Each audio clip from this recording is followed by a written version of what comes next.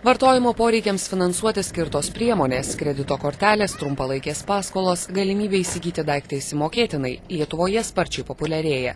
Vieną jų svarsto pasinaudoti ir Labučių šeima. Vitelio mašina kaip tik apgedo, reiškia. Dabar planuojam ir galvom, kas tas per daiktas yra leasingas automobilių. Nu ką, eisim pažiūrėti, užtenka važinėti senais kibirais, reikia pabandyti, reiškia, mašiną naują pirkti. Nu ir va dabar tokiam svarstymo variante, kaip čia su tuo, reiškia, susidėlioti ir kas tai per daiktas ir su kuo įvalgo. Šiuo metu kaip tik studijuoju, reiškia, tas visas sąlygas, galimas dėrėjimosi variantus. Išperkamosios nuomos palūkanos gali siekti 17%. Jos priklauso nuo parduotuvės, prekės kainos, pradinės įmokos. Pinigus skaičiuojanti Rasa Labutienė sako, kad kai kuriais atvejais pirkinius skolon pateisintų.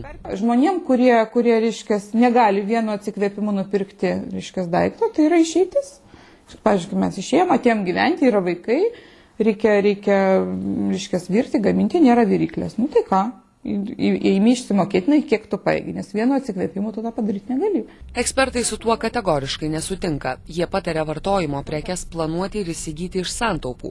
Blogiausiu atveju pirkti tik tą daiktą, kuriuo naudositės ilgiau, nei mokėsite už jį kreditą. Trumpalaikio vartojimo prekiam tokiem kaip mobiliai telefonai, šaldytuvai, viryklės ar net mažesni dalykai, tai tikrai nėra rekomenduojama, nes ta nauda atnešama tų nedidelių vartojimo prekių tikrai niekada neatsvers tos kainos, kurią mes sumokėsime per kredito palūkanas ar išperkamosios nuomos mokėjimus. Tačiau bene daugiausiai iš Baltijos šalių ateities pajamų sąskaitą išlaidaujantys lietuviai kol kas nepaiso didžiulių ne tik išperkamosios nuomos, bet ir kredito kortelių palūkanų.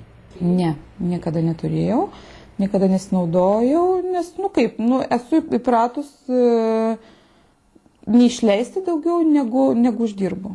Ir viskas. Ir kredito kortelės tai yra savęs apgaudinėjimas, nes tai yra nedidelės sumos, kurios manęs neišgelbės. Tik tai gali ten atsitikti visokių, reiškia, papildomų tau galvosūpių. Susigundžiusiems kreditinėmis kortelėmis ekspertai pataria atidžiai perskaityti sutartį, ypač atkreipti dėmesį į smulkesnių šriftų išdėstytas, tačiau nemažiau svarbias sąlygas. Tos metinės palūkanos, kurios nurodytos, žmogus gali nepastebėti, kad be jų dar yra ir įvairių sąlygų, kaip pavyzdžiui, jeigu viršytas kredito limitas gali būti didžiulės baudos palūkanos, gali siekti ir 30 ir daugiau procentų, taip pat gali būti fiksuotas baudos dydis.